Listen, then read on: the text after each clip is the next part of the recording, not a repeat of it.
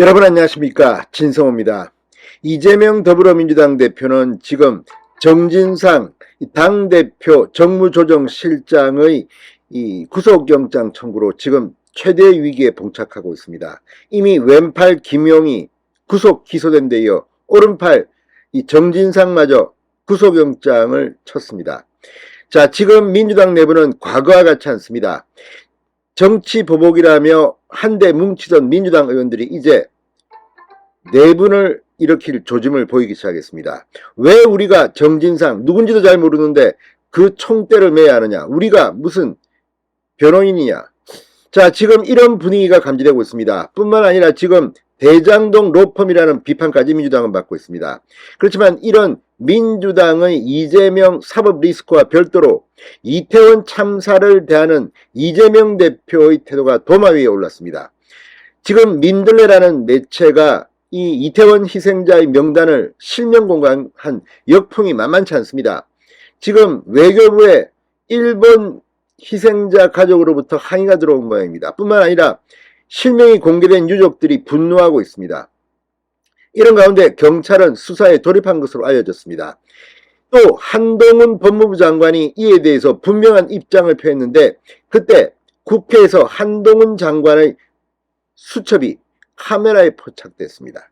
거기에는 불법 가능성을 제기하고 있습니다.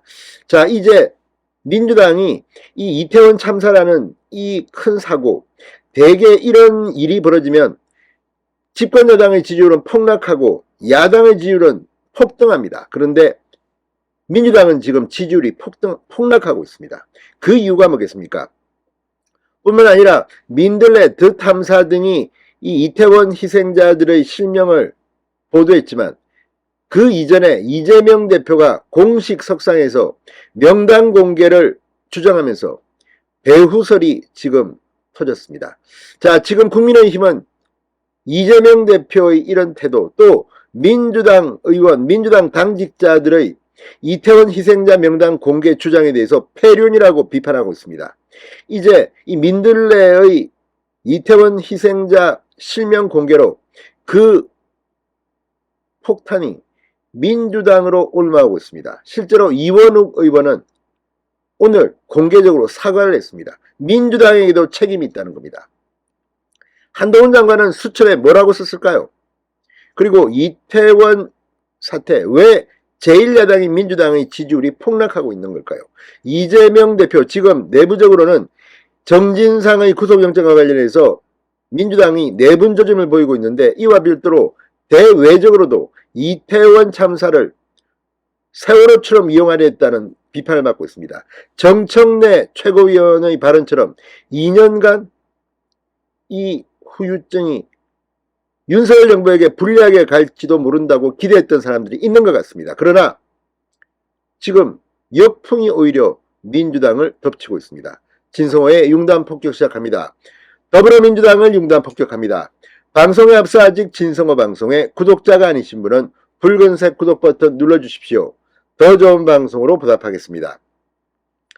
자, 친민주당 성향의 매체 민들레가 유족 동의도 없이 이태원 참사 사망자 명단을 공개한 지 사흘째인 오늘 민주당은 종일 국민의힘으로부터 파상 공세를 받았습니다. 민들레가 공개하기 이전인 지난 9일 이재명 대표가 먼저 직접 명단 공개를 주장한 게 배후설이란 부메랑으로 돌아왔습니다. 권성동 국민의힘 의원은 오늘 페이스북에 이재명 대표를 비롯한 여러 의원이 명단 공개 필요성을 주장했다. 즉 민들레가 명단 공개 만행의 전위부대였다면 민주당은 본대였던 것이다.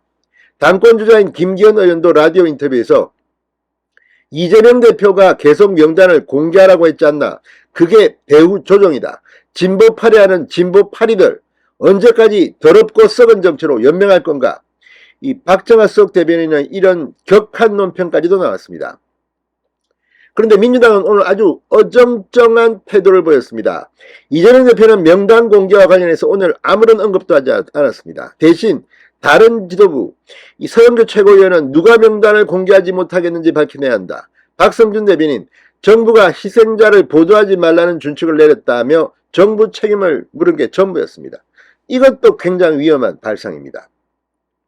자, 당내에는 이미 참사의 프레임, 정정화 프레임이 갇혀버렸다는 그런 자조가 적지 않다고 중앙일보는 분석했습니다. 문재인 정부에서 임명된 송두환 국가인권위원장은 물론 친야 성향의 민변 역시 부정적 입장을 내면서 민주당의 지금 입지는 계속 좁아지고 있습니다. 누가 봐도 이건 상식적으로 윤리에 맞지 않습니다. 민주당이 이 제2 세월호처럼 한 2년 우려먹으려고 했는지는 모르겠지만 이거 완전히 역풍을 맞아서 지금 민주당은 휘청거리고 있습니다. 자, 이런 가운데 한동훈의 수첩이 주목을 받고 있습니다. 한동훈 장관 국회 예결위 비경제부처 심사에 나와 희생자 명단 공개의 법적인 문제를 설명해달라는 배현진 의원의 질의에 논란의 여지 없는 반인권적 행동이라고 개인적으로 생각한다고 말했습니다.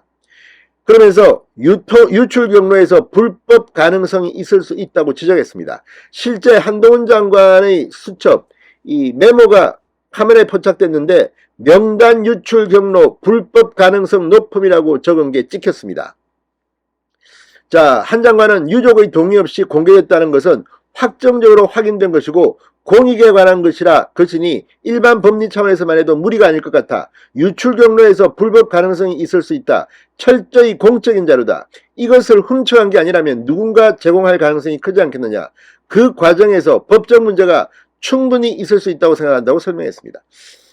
자, 이제 수사를 하게 되면 이 명단을 유출한 공무원이 있을 겁니다. 그리고 그 공무원에게서 이 명단을 받았을 야당 의원이 존재할 가능성도 배제할 수 없습니다. 수사를 하게 되면 앞으로 민주당은 또 한 번 더 큰 후폭풍을 맞을 것으로 보입니다.